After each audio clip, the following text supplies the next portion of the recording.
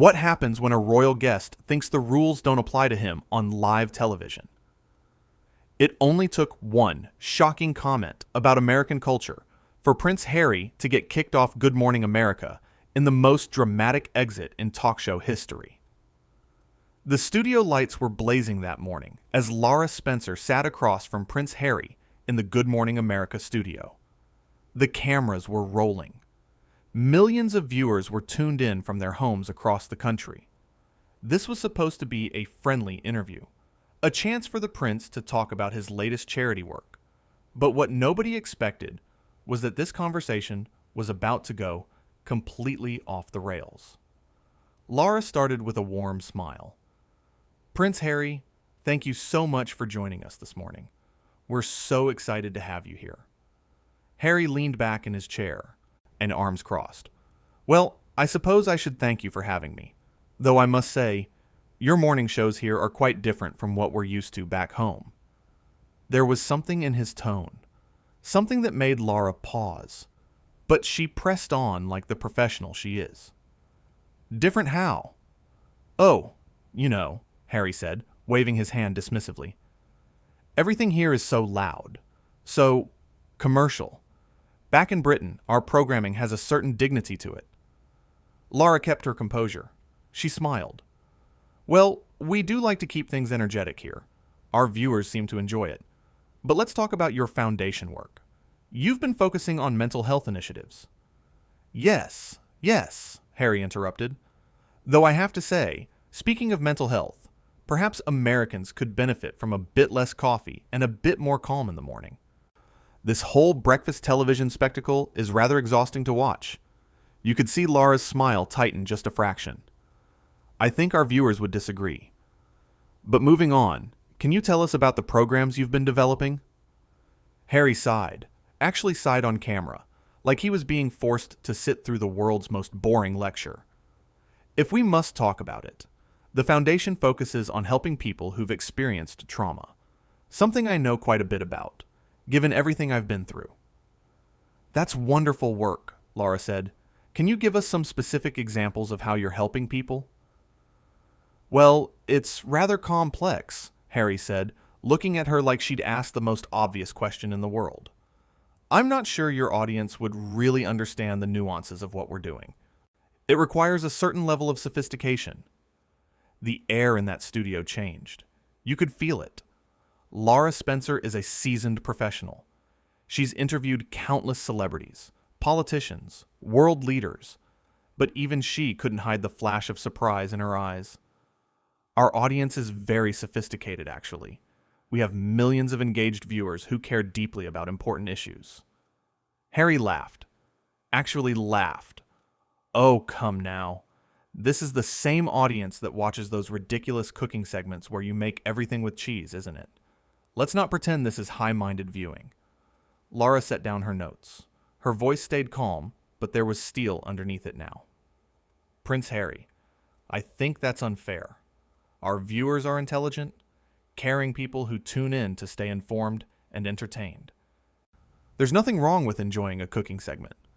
I'm just saying what everyone's thinking," Harry continued, clearly not reading the room.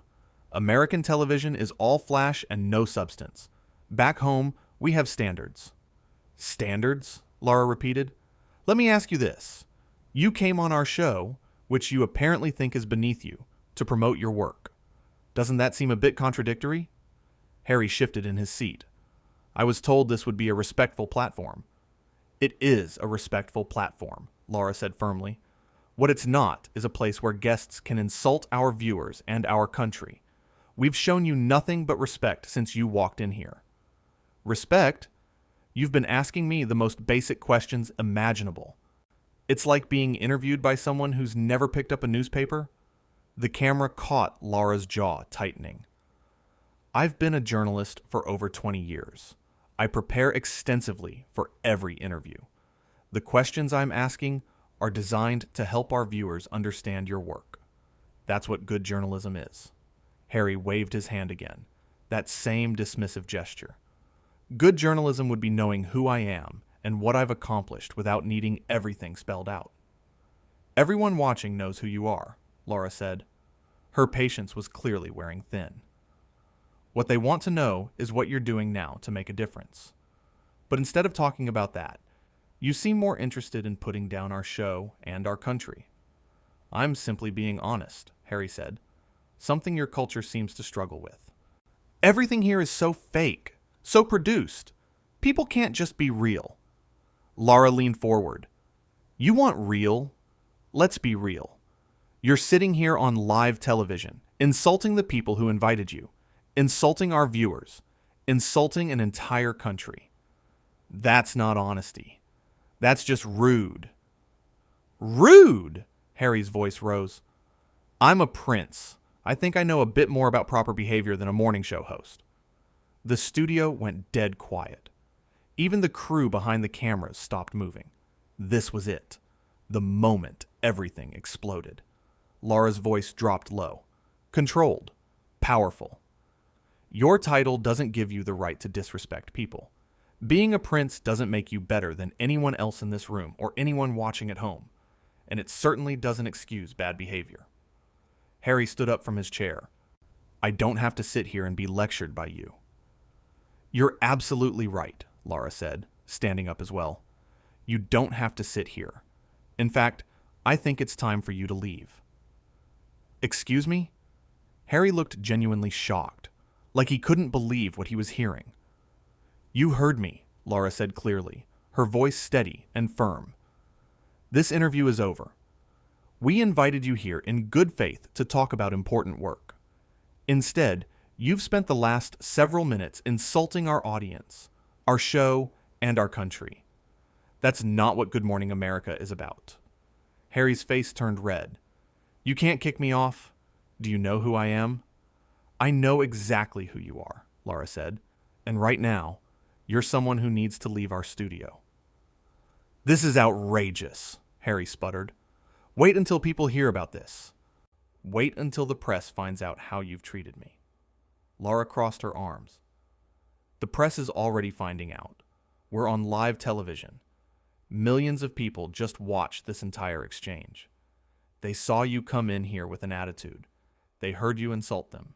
They watched you disrespect everyone in this building. So yes, please tell everyone what happened here. Tell them how you were asked to leave after treating people poorly. Harry pointed his finger at her. You're making a huge mistake. I have connections. I have influence. I could ruin your career. Are you threatening me? Lara asked, her eyebrows raised. On live television? You're threatening me because I won't let you insult our viewers? I'm simply stating facts, Harry said, his voice getting louder. People listen to me. People respect me. One word from me, and this whole thing could blow up in your face. Lara didn't flinch. Let me state some facts for you. You came on our show as a guest. We welcomed you warmly. We prepared thoughtful questions, and you responded by acting entitled and dismissive. When called out on it, instead of apologizing or showing any self-awareness, you're now threatening me. Does that sound like the behavior of someone who runs a mental health foundation? That stopped him. For just a second, Harry seemed to realize how bad this looked, but then his face hardened again. You don't understand the pressure of my position, the constant scrutiny, the expectations. A lot of people face pressure, Lara said quietly. A lot of people deal with scrutiny. That doesn't give anyone the right to treat others badly. And frankly, using your struggles as an excuse for poor behavior is insulting to everyone who's actually trying to cope with their challenges in healthy ways. Harry grabbed the microphone off his lapel and threw it on the chair. I'm leaving. This is a joke. This whole show is a joke. You're a joke. Security will show you out, Lara said calmly. She turned to someone off camera. Can we get security to escort our guest from the building, please? You'll regret this, Harry said, his voice shaking with anger. You have no idea what you've just done.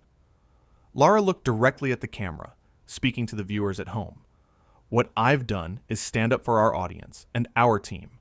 No one, regardless of their title or status, has the right to come into our studio and disrespect the people who make this show possible, or the millions of wonderful viewers who tune in every day.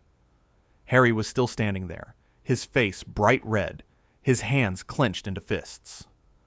I demand an apology, right now, on air. An apology? Lara repeated. For what exactly? For not letting you insult people? For expecting basic courtesy? For treating you like any other guest who crosses the line? For your disrespect, Harry shouted. For your insolence. For treating royalty like common trash. The security guards appeared at the edge of the set. Two large men in dark suits walking calmly, but purposefully, toward the interview area. Lara's voice never wavered. I've treated you with nothing but professionalism. You're the one who chose to be disrespectful. You're the one who insulted our viewers. You're the one who's now shouting on live television. These gentlemen are going to help you find the exit. Don't you dare touch me, Harry said to the security guards as they approached. I'm warning you. One of the guards spoke quietly. Sir, we're going to need you to come with us. Let's not make this harder than it needs to be. Harder? Harry's voice was getting higher now.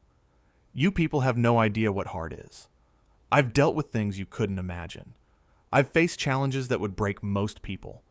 And now I'm being thrown out like some kind of criminal? Lara stepped closer. You're not being thrown out like a criminal. You're being asked to leave because your behavior is unacceptable. There's a difference. And the fact that you can't see that difference is exactly the problem. Harry looked around the studio like he was searching for someone to back him up. Someone get my assistant. Get my publicist. This is not over. It is over, Lara said firmly. This interview is over. Your appearance on this show is over. And if you don't leave voluntarily right now, we will have you removed. The security guards moved closer. Harry took a step back. You're all going to pay for this. Every single one of you. I have friends in high places. I know people who can destroy this show. Lara's expression didn't change. Is that another threat? Because I'm counting at least 3 threats you've made on live television in the last few minutes. I'm not sure that's the image you want to project for your foundation work. Harry seemed to finally realize that the cameras were still rolling, that every word he was saying was being broadcast to millions of people. His face went from red to pale. Turn the cameras off. Turn them off right now. We don't turn the cameras off, Lara said. This is live television. What you see is what you get. And right now, what everyone is seeing is someone who can't handle being held accountable for their actions. One of the security guards gently touched Harry's elbow. Sir, let's go. Nice and easy. Harry jerked his arm away. Get your hands off me. I said don't touch me.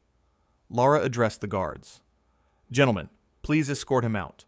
Use whatever means necessary to do so safely and professionally. This is assault, Harry yelled. You're all witnessing assault. No one is assaulting you, Lara said, her voice tired now. You're being asked to leave private property after repeatedly violating basic standards of decency. That's not assault. That's consequence. The guards each took one of Harry's arms, firmly, but not roughly. They began walking him toward the edge of the set, toward the studio doors. Harry was still yelling. Let me go! I'm royalty! You can't do this to me! Someone call the embassy! Call my lawyer! Lara watched him go, then turned back to the camera. Her composure was remarkable. After everything that had just happened, she looked calm and collected. Professional. Well, she said to the viewers, a slight smile on her face. That certainly didn't go as planned. We were hoping to have a thoughtful conversation about important mental health work. Instead, you all just witnessed what happens when someone confuses a title with character. She paused, letting that sink in. I want to say something to everyone watching at home. You are sophisticated. You are intelligent. You are worthy of respect. And no one, no matter how famous or titled or connected they might be, has the right to speak down to you or about you the way you just heard. In the background, you could still hear Harry shouting as he was escorted down the hallway, his voice echoing through the studio. This isn't over. You haven't heard the last of this. Lara ignored the noise. We're going to take a quick break. When we come back, we have an amazing chef who's going to show us how to make the perfect frittata. Yes, with cheese. Because there's absolutely nothing wrong with enjoying good food and good company and good television. She smiled at the camera, genuine and warm. We'll be right back. Thank you for being the best audience in morning television. The commercial break music started playing. But before the feed cut away, the camera caught one last glimpse of Harry being led through the studio doors. Still protesting, still shouting, still completely unable to understand why his behavior had consequences. Lara stood on the set, taking a deep breath. Members of the crew came over to check on her. She waved them off with a smile. "I'm fine," she said. "Really, I'm fine." And she was fine. Because she had done exactly what needed to be done. She had stood up for her team, her show, and her audience. She had refused to let someone use their status as a shield for bad behavior. She had drawn a line and held it. The studio audience, who had been silent during the confrontation, suddenly burst into applause. They were clapping for Lara, cheering for her, supporting her. She looked surprised for a moment, then smiled and gave them a small wave. "Thank you," she mouthed. One of the producers rushed over. "Lara, are you okay? That was intense." "I'm good," Lara said. "Is he out of the building?" "Security is making sure he leaves the property," the producer confirmed. "That was handled perfectly, by the way. You were amazing." Lara shook her head. "I just did what anyone would do. You can't let people treat you like that, title or no title." "Most people would have just sat there and taken it," the producer said. "You stood up. You set a boundary. That takes guts, especially on live TV." "It shouldn't take guts to expect basic respect," Lara replied. "That should be the bare minimum." Another crew member approached. "Lara, social media is exploding. People are going crazy. They're all supporting you." Lara nodded. "Good. I'm glad people saw what really happened. Not some edited version or some twisted story. They saw it live. They can make their own judgments."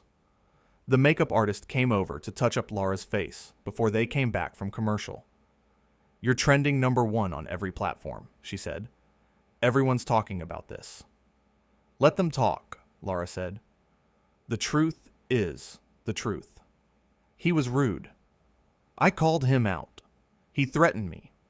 I asked him to leave. End of story." "It's never really the end of the story, though." "Is it?" the producer said quietly. Lara looked at him. "Maybe not, but at least it's the true story. I can live with that." The floor director started counting down. "Back in 30 seconds, everyone." Lara took her position on the couch. She smoothed her skirt, checked her notes for the next segment, and took another deep breath. When the camera light came back on, she was ready, smiling, professional, unshaken, because that's who Lara Spencer is. Someone who stands up for what's right, who protects her team and her audience, who refuses to be intimidated or bullied, no matter who's doing the bullying. And on that morning, in that studio, with those cameras rolling, she showed everyone watching exactly what real strength looks like. Not the strength of a title, or a position, or a famous name, but the strength of character. The strength of conviction. The strength to say enough is enough and mean it. That's the kind of strength that matters. That's the kind of strength that inspires. That's the kind of strength that millions of viewers saw that morning and will remember long after the shouting faded and the studio doors closed behind an entitled guest who learned the hard way that respect is earned, not demanded.